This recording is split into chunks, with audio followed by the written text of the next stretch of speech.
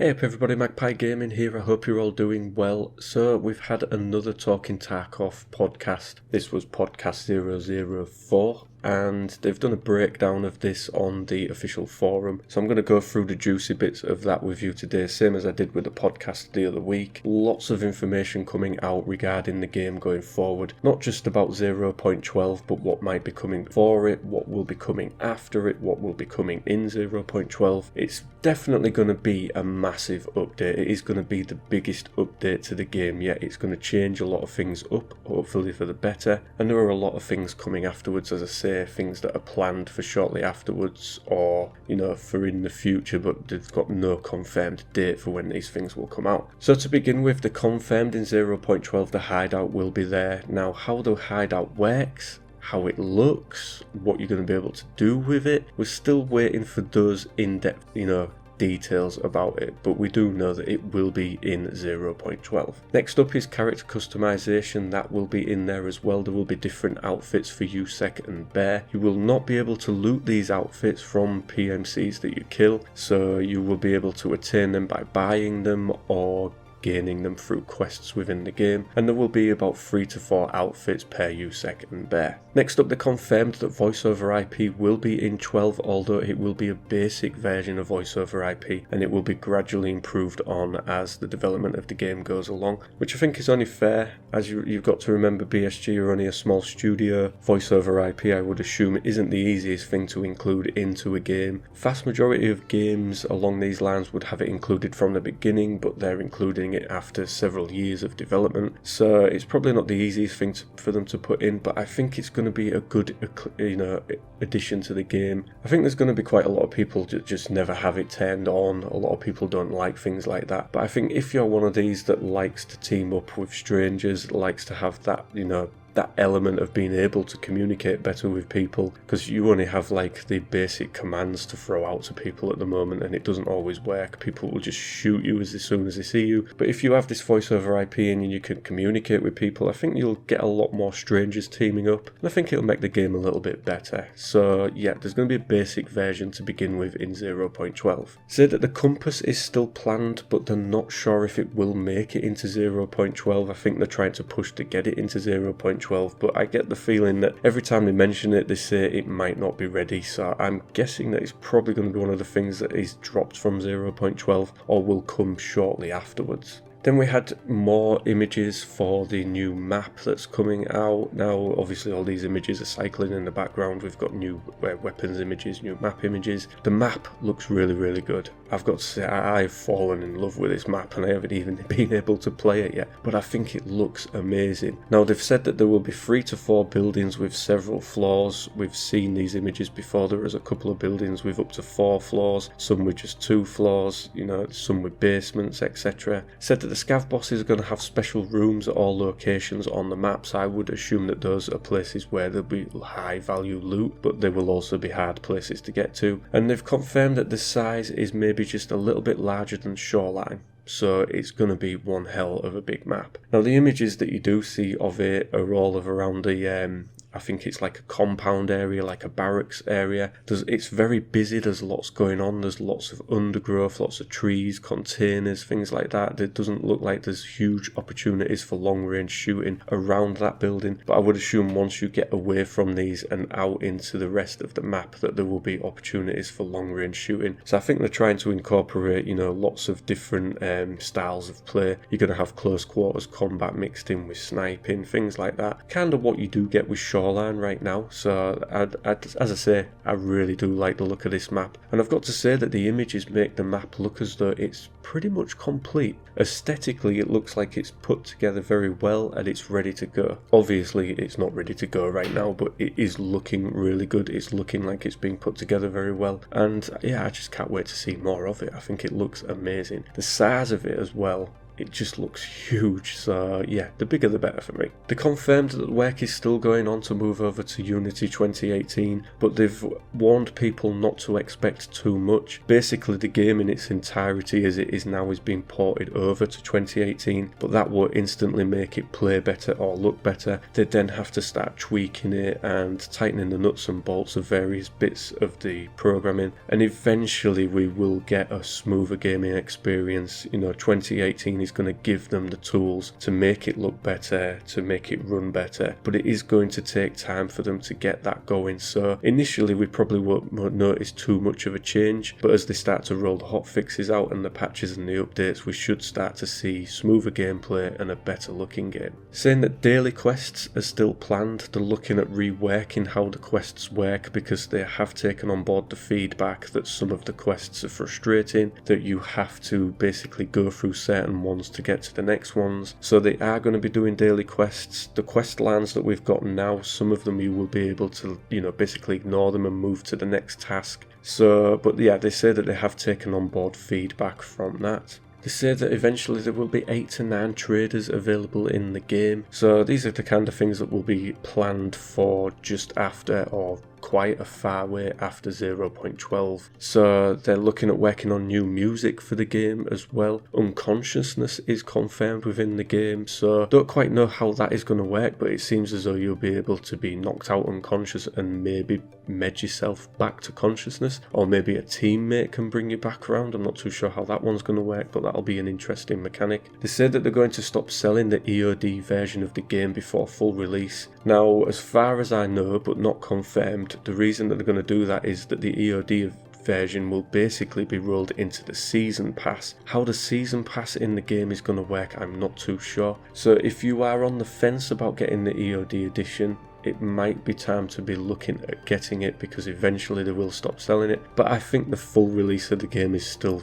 a far way off. I don't think we're anywhere near the full release of it, so I think you've got some time to play with. Said that the clan system will be available after release. Again, when is release? We don't know. It could be years away yet. With the development of the game the way it is, it's definitely speeding up now. I think once they've moved over to Unity 2018, they'll be able to speed it up even more, but I still think that we're quite a long way off full release. So the karma system is still planned for the game, but that will be after 0.12. It will be possible to test long range weapons. Now I do know that in the hideout they're looking at bringing in a gun range for you to test weapons. You'll also be able to test weapons that you don't actually have in your stash. You'll also be able to test mods and attachments that you don't have in your stash. So if you're thinking of purchasing a weapon or purchasing certain mods, you're going to be able to try them before you buy, which I think is great. So you'll be able to get a feel for how things work before you go invest in your hard-earned rubles. They're planning an extension to Woods. Now they're saying that it's going to be a small village. Not really sure where that's going to lie on the map, or if they're going to open up a certain part of the map like they did with customs. So this was something that I mentioned in my map series, which depending on when you watch this video is either out or I'm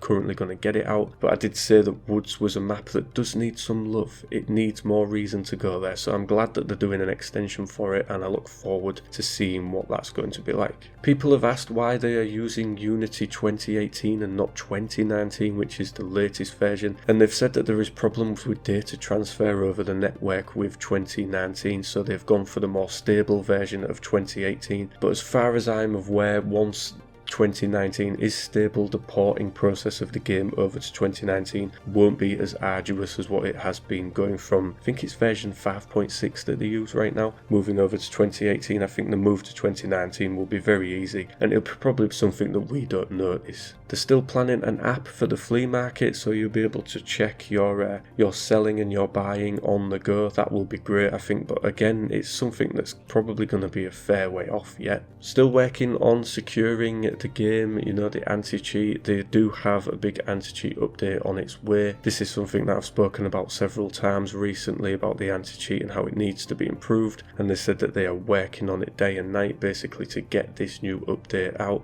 So obviously they are banning all the time. They've hit a lot of the bots that have been using the flea market, which I have noticed the flea market's come a little bit more down to earth recently in the last week or so, so that's good to see. Server selection within the game is going to be a thing eventually, so you won't need to log out of the game, go back into the launcher and choose your server. That way you'll be able to do it from within the game, which I think will be a good addition. You'll also be able to build up a group outside of the maps. So you'll be able to put your group together and then choose the map that you want to go to. So you'll be able to skip the lobby area altogether and just jump straight into a map once all your squad is ready to go. I think that'll be a good addition. You're not waiting around in the lobby, you can just jump in and get straight on. They've said that the base recoil for weapons right now they believe is good. However, the influence of modifications on the recoil will increase. So weapons will stay as they are right now, but the mods that you add on will drastically increase or decrease it depending on what mod it is. So for me right now, recoil within the game, I don't find too much issue with it. I've been following build guides that people have been putting up, and I've been going for the lowest recoil. Yes, the lowest recoil equals a lot of, money for a gun. Guns are very expensive. I've been building M4s that are costing me up to 200 grand, but they're a good gun, so I don't mind paying it. So yeah, the recoil isn't going to go back to how it used to be. It's going to stay as it is, and basically we're just going to have to mod them to get rid of that recoil out of the base gun. They're working on new animations for the scavs to make them look more realistic and seem more lively. They won't walk around with such robotic walks. And I've got to say that in labs, some of the raiders, I genuinely cannot tell, from them and players. The movement of some of the raiders on that map is just so realistic. It's very, very hard to tell that you're playing against a bot. So hopefully that's going to be the kind of animations that they're going to port over to the normal scavs. If they behave like the raiders do,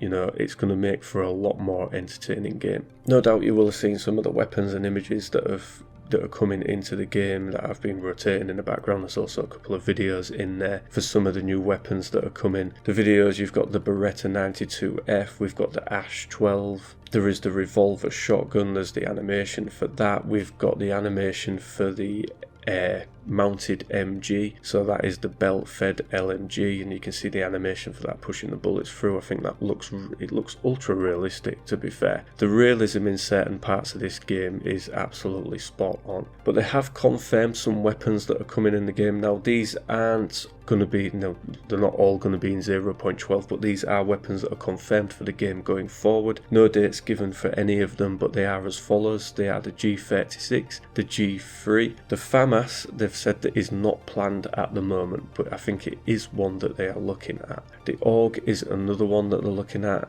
The MDR 7.62, the M16A4, the 338 Magnum, the AS Val Mod 3, they say maybe on that one. The SCAR is going to be coming. The Chris Vector is planned after SCAR rifles. The SR3M, the 911 maybe at the same time as the Vector, the AN94, the Glock 19, the UMP45, PP19 Bison, and the Ash 12 as I've mentioned, and the Beretta 92, which we've already got animations for. I think the Beretta and the Ash 12 are pretty much going to make it into 0.12 from what I know. And that is it for this raft of updates for Escape from Tarkov. A lot coming in the future, as I say. There's some really good good additions to the game. Voiceover IP is going to be great. The move over to Unity, whilst we won't notice a change straight away, we should notice changes fairly thick and fast eventually, because they say it's a lot easier to implement changes in 2018 than it is the current version. It's obviously more up to date. It takes,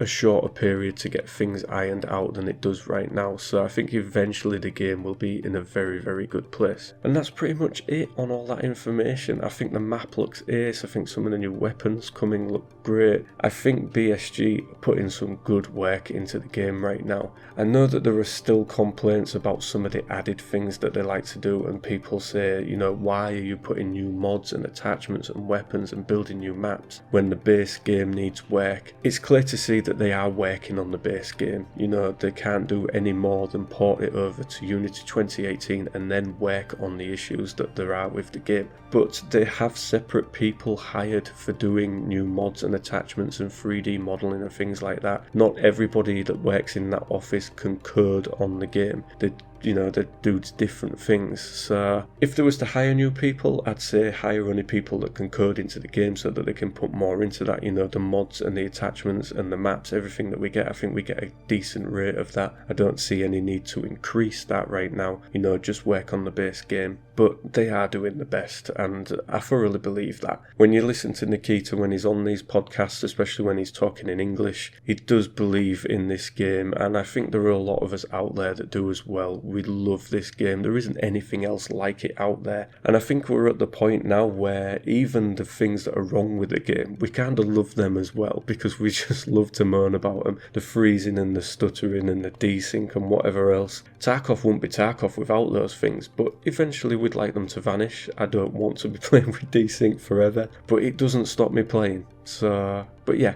some really good things coming into the game. Let me know in the comment section down below what you're most looking forward to. I think me, personally, the one thing I'm looking most forward to is the military base. I think that map looks amazing. Anyway, folks, I've done enough rambling and carrying on and whatever else. So, as always, ladies and gentlemen, thank you very much for watching and listening. Don't forget to like, share and subscribe, and I will catch you in the next video. Take care.